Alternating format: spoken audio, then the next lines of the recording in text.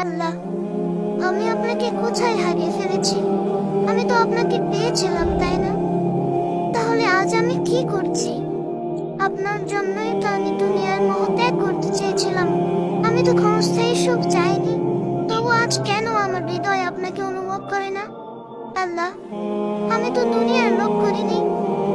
আমি শুধু আপনাকে চেয়েছি।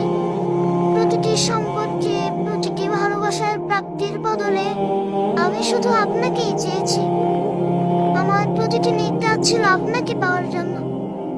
তাহলে সেগুলো কোথায় গেল আল্লাহ? আমার জীবনের সেই সুন্দর সময়টা কোথায় হারিয়ে গেল?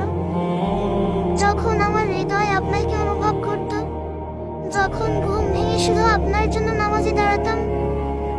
আর আজ জেগে থেকেও আপনাকে স্মরণ করি না। এটা আমার কি হয়ে গেল?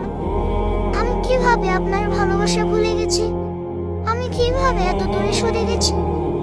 আমার হৃদয় যেন পাথর হয়ে গেছে, যে এখন আপনাকে অনুভব করতেও কষ্ট হয়।